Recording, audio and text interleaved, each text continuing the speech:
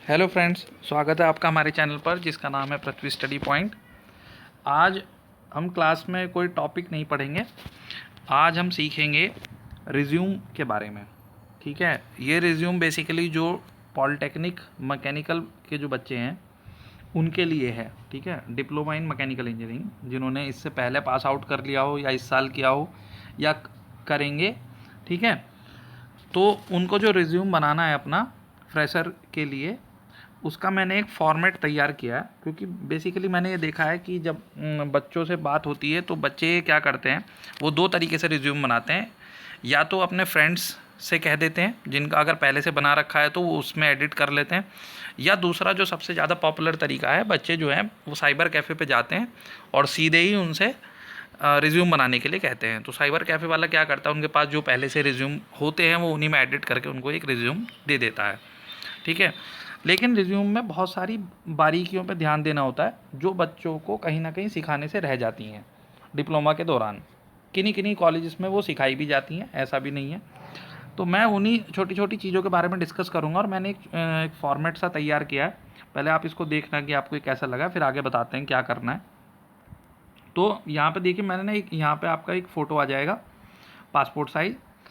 तो छोटी छोटी बातें, जैसे पासपोर्ट साइज़ फ़ोटो की बात करते हैं तो फ़ोटो के बारे में आपको क्या ध्यान रखना है कि फ़ोटो आपका फॉर्मल शर्ट में होना चाहिए। टी शर्ट में फ़ोटो ना हो आपका तो ज़्यादा बेटर है। ठीक है, क्लीन शेव हो या ट्रिम शेव हो वो भी ज़्यादा बेटर है।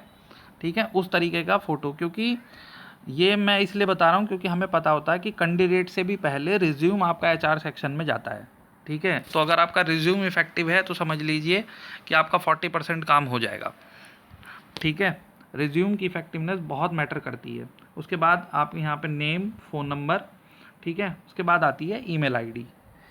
ईमेल आईडी में भी मैं एक बात ऐड करना चाहूँगा। बहुत सारे बच्चे हमने देखे हैं कि अपनी ईमेल आईडी में जैसे सुपरस्टार, रॉक स्टार, ठीक है, या कुछ और ऐसे वर्ड यूज़ करते हैं जो उनकी ईमेल आईडी एक प्रोफेशनलिज्म को फॉलो नहीं करती।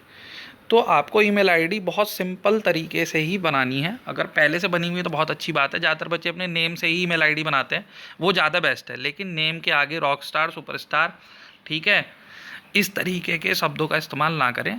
क्योंकि ईमेल आईडी से इस तरीके के शब्द अगर आप यूज़ कर रहे हैं तो उससे आपकी मैच्योरिटी शो नहीं होती। ठीक है, और आप क्योंकि आप यहाँ जॉब के लिए अप्लाई करने वाले हैं तो जॉब के लिए थोड़ा मैच्योर होना बहुत ज़रूरी है। ठीक, उसके बाद कैरियर ऑब्जेक्टिव। कैरियर ऑब्जेक्टिव ये तो चलो जो भी है, मैंने एक लिखी हुई है 2 लाइनें, लेकिन इसमें आप जो है बहुत सारी नेट से सर्च कर सकते हैं, डिफरेंट डिफरेंट लिख सकते हैं। लेकिन उसमें मैं एक बात ऐड करूँगा, कोई भी ऐसी लाइन ना लिखें जिसका मीनिंग आप एक्सप्लेन ना कर सकें। ठीक है, क्योंकि कभी कभी ऐसा हो जाता है इंटरव्यू में, वो इस ऑब्जेक्टिव को आपसे पूछ लेते हैं कि वो आप बोलेंगे कि आप रिज्यूम में लिख के लाएं और आप इसको एक्सप्लेन नहीं कर पा रहे। ठीक है, तो ऑब्जेक्टिव ज़्यादा बड़ा ना लिखें, 3-4 लाइन का ना हो, छोटा हो और आपको उसका मतलब पता हो। ठीक है, ये आप नेट से डिफरेंट सर्च कर सकते हैं। उसके बाद आगे देखिए, फिर ये मैंने एक एजुकेशन क्वालिफिकेशन की टेबल बनाई है। ठीक है, इसमें आपका यहाँ कोर्स आ गया डिप्लोमा इन मैकेनिकल इंजीनियरिंग, यहाँ पे इंस्टीट्यूट, कॉलेज, स्कूल ये लिख दिए हैं। तो यहाँ पे आपके जिस इंस्टीट्यूट से आप कर रहे हैं वहाँ उसका नाम आ जाएगा। जिस यूनिवर्सिटी या बीटीयूपी बोर्ड से है तो आपका यहाँ बोर्ड आ जाएगा। यहाँ पे आपके परसेंटेज आ जाएंगे, यहाँ पे ईयर ऑफ पासिंग आ जाएगा, जिस साल आपने उसको पास किया है। ठीक है, उसके बाद 12th अगर किया है तो, नहीं किया है किसी ने 10th के बाद पॉलिटेक्निक किया तो कोई बात नहीं, वो 12th को ना दिखाए। तो सेम चीज़ है, यहाँ पे कॉलेज का नाम आ जाएगा, स्कूल का नाम, यहाँ पे बोर्ड आ जाएगा, percentage, year of passing 10th, और ये इसमें भी एक चीज़ ये ध्यान रखनी है कि देख रहे हैं आप सीक्वेंस जो है आपकी एजुकेशन के घटते क्रम में है। मतलब आपकी लास्ट एजुकेशन ऊपर, फिर उससे पीछे, फिर उससे पीछे। कोई कोई ऐसे भी बच्चे लिख देते हैं 10th फिर 12th फिर डिप्लोमा। ठीक है, तो हमें ऑर्डर का भी ध्यान रखना होता है। रिज्यूम में कोशिश ये करनी होती है कि हम बिना बोले ही अपने बारे में जो ज़रूरत की चीज़ें हैं वो सारी जानकारी एचआर सेक्शन तक पहुंचा दे या उस कंपनी को पहुंचा दे जहां पे हम काम करना चाहते हैं। ठीक है, तो इस तरीके का आसान सा और सरल रिज्यूम बनाना होता है। ठीक, उसके बाद एक इंडस्ट्रियल विजिट का मैंने लिखा है कि जैसा जानते हैं कि थर्ड ईयर के बच्चे जो होते हैं, जो मतलब जो पॉलिटेक्निक थर्ड ईयर में उन्होंने विजिट करी होगी, इंडस्ट्रियल विजिट। ठीक है, वो आपके सिलेबस में भी होती है। तो आप उस इंडस्ट्रियल विजिट का डिस्कशन यहाँ पे कर सकते हैं कि आप किस कंपनी में इंडस्ट्रियल विजिट करने गए थे उस कंपनी के किस सेक्शन में गए थे, ठीक है। ये चीज़ आप वहाँ मेंशन कर सकते हैं, क्योंकि ये भी आपके सिलेबस में है, तो आप ये दिखा सकते हैं कि हमने वहाँ पे इंडस्ट्रियल विजिट की थी और वहाँ पे आपने क्या देखा, क्या सीखा, तो वहाँ से आपके क्वेश्चन भी हो सकते हैं। ये चीज़ों का भी ध्यान रखें, क्योंकि रिज्यूम में आप जो लिखेंगे क्वेश्चन वहीं से ही पुटअप होते हैं, ठीक। उसके बाद आप सेकेंड ईयर में एक ट्रेनिंग करते हैं, ठीक है। आप सेकेंड ईयर के एग्ज़ाम होने के बाद एक ट्रेनिंग करते हैं 1 मंथ की, वो आप डिफरेंट कंपनीज़ में करते हैं, वो भी कंपलसरी होती है, उसकी आप एक फ़ाइल भी बनाते हैं। तो ये यहाँ पे उस ट्रेनिंग का जिक्र भी ज़रूर करना है, किस कंपनी में आपने वो ट्रेनिंग करी है, किस डिपार्टमेंट में, और ड्यूरेशन जैसे 4 वीक या 30 डेज़ आप यहाँ पे लिख सकते हैं, ठीक है। तो समर ट्रेनिंग के बारे में भी आप मतलब पढ़ के जाएँ, जब आप इंटरव्यू देने जाएँ तो आप रिज्यूम में जो जो चीज़ें मेंशन कर रहे हैं, ठीक है, उन चीज़ों को पढ़ के ज़रूर जाएं, ताकि आपको इंटरव्यू देने में आसानी हो। कि आप विजिट अगर इसमें दिखा रहे हैं तो आप उस कंपनी के बारे में या जो भी आपने वहाँ देखा था, मशीन देखी थी, प्रोडक्शन देखा था, क्या होता था, वो सारी चीज़ें।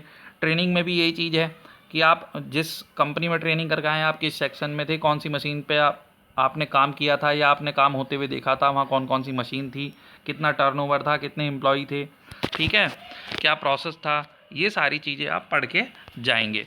उसके बाद आता है बच्चों टेक्निकल स्किल एंड एक्सपर्टीज़। इसमें आपको क्या करना है, जैसे बेसिक कंप्यूटर की नॉलेज सभी बच्चों को होती है, अगर नहीं होती है तो उनको सीखनी चाहिए। मेरा ये मतलब है, अगर कोई बच्चा ये ना सोचे कि मैकेनिकल का है तो उसको कंप्यूटर चलाना ना है, मतलब कंप्यूटर चलाने का मतलब है बेसिक कंप्यूटर की नॉलेज होना चाहिए, जैसे वर्ड पे काम करना, एक्सेल पे, पावर पॉइंट पे, ठीक है। क्योंकि आगे चल के जब आपके प्रमोशन होंगे इंडस्ट्रीज़ में तो आपको पेपर वर्क करना होगा, और पेपर वर्क में यही सारी चीज़ें करनी होती हैं, ठीक है। तो यहाँ पे जिस बच्चे ने फाउंडेशन कोर्स अगर कर रखा है कंप्यूटर का तो वो यहाँ पे मेंशन कर देगा, ठीक है, अगर वो जो इसमें से चलाना जानता हो। उसके अलावा मैंने लिखा है ऑटोकैड एंड अदर कोर्स। कुछ बच्चे हमारे पॉलिटेक्निक करने के दौरान ऑटोकैड का कोर्स या अदर डिजाइनिंग के कोर्स या CNC के कोर्स, कुछ ऐसे एडिशनल कोर्स भी करते हैं। तो वो बच्चे जो कुछ ऐसा उन्होंने एडिशनल कोर्स कर रखा है तो वो अपना यहाँ पे इसको मेंशन ज़रूर करेंगे रिज्यूम में, ठीक है। उसके बाद मेन स्ट्रेंथ, ये फ्रेशर के रिज्यूम में असल में ये चीज़ें कुछ दिखानी होती है, बाद में एक्सपीरियंस में हो जाए तो फिर इन चीज़ों का इतना खैर महत्व नहीं होता, लेकिन स्टार्टिंग की हम यहाँ फ्रेशर रिज्यूम की बात कर रहे हैं तो आपको इन चीज़ों पे ध्यान देना होगा। मेन स्ट्रेंथ आप लिख लेंगे, ये अपने हिसाब से आपको खुद अपनी लिखनी होती है, ठीक है। मैंने एक तो ऐसी ही लिखी है कि जैसे coordination, team work, quick learner, positive attitude, तो सब बच्चों की स्ट्रेंथ अलग होती है, ठीक है। तो वो अपनी स्ट्रेंथ अपने हिसाब से लिखेंगे। हॉबीज़ एंड इंटरेस्ट, उनको क्या करना पसंद है, किस चीज़ में इंटरेस्ट है, वो भी यहाँ पे लिखेंगे। लेकिन इनमें मैं एक बात ऐड करना चाहूँगा कि हॉबीज़ और इंटरेस्ट में कोई ऐसी बात लिखने से कोई फ़ायदा नहीं है। मतलब कोई बच्चा अगर लिख दे कि जैसे मूवीज़ देखना पसंद है, तो मतलब हमें अपनी बात को इस तरीके से रखना है कि सामने वाले पे इंप्रेशन भी जाए। अगर आप मूवीज़ देखना भी लिखना चाहते हैं कि आपको टीवी देखना पसंद है, तो आप मूवीज़ भी उस तरीके की बताएं जैसे जिनमें साइंस एंड टेक्नोलॉजी की बात हो या हिस्टोरिकल मूवी हो, मतलब जहाँ से आपको कुछ सीखने का मिलता हो। तो इस तरीके के कुछ मैनिपुलेशन करने हैं। आप मेरी बात समझ पा रहे हैं?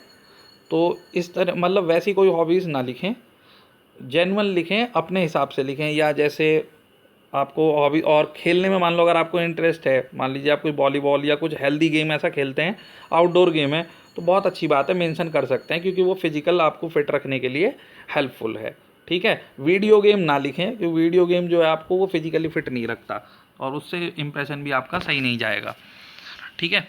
उसके बाद आपकी जनरल इन्फॉर्मेशन आ गई।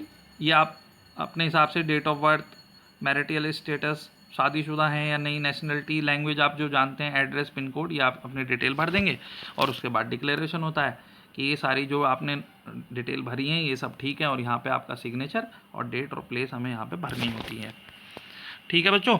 तो ये बहुत सिंपल सा और बहुत ही सटीक रिज्यूम है, ठीक है, जो मैंने बनाया है बच्चों के लिए, जो बेसिकली मैं फिर से बोल रहा हूँ कि जो बच्चे पॉलिटेक्निक फ्रेशर हैं, जिन्होंने पॉलिटेक्निक अपना पूरा किया है और वो मैकेनिकल इंजीनियरिंग किया है। मैंने बेसिकली मैकेनिकल इंजीनियरिंग के लिए किया है, लेकिन अगर और कोई ब्रांचेस के भी हैं तो वो इसमें एडिटिंग कर सकते हैं, ठीक है। तो ये तो हो गया बच्चों ये। अब जो बच्चे इसमें से देख के इसको बना सकते हैं वो तो अपना वीडियो पॉज करके या एडिटिंग करके कर सकते हैं, ठीक है।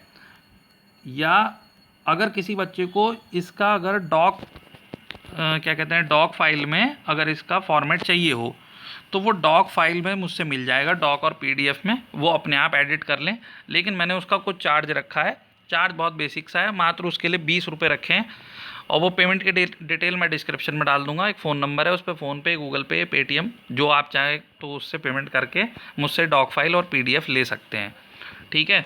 लेकिन ये अगर चाहें तो इसमें कोई ज़बरदस्ती नहीं है, जो बच्चा चाहे तो अपने आप बना सकता है, तो बहुत अच्छी बात है। लेकिन मैं यही कहूँगा कि रिज्यूम इफ़ेक्टिव बनाएं, इधर से कॉपी पेस्ट बिल्कुल ना करें, ठीक है। आपको अच्छा लगे और रिज्यूम बिल्कुल सही होना चाहिए, इस तरीके का रिज्यूम तैयार करें, ठीक है। उम्मीद करता हूँ आपको ये पसंद आया होगा बच्चों। अगर ये पसंद आया हो तो इसको लाइक ज़रूर कीजिएगा और हमारे चैनल को सब्सक्राइब भी कर लीजिएगा और अपने दोस्तों के साथ शेयर कीजिए। Thank you.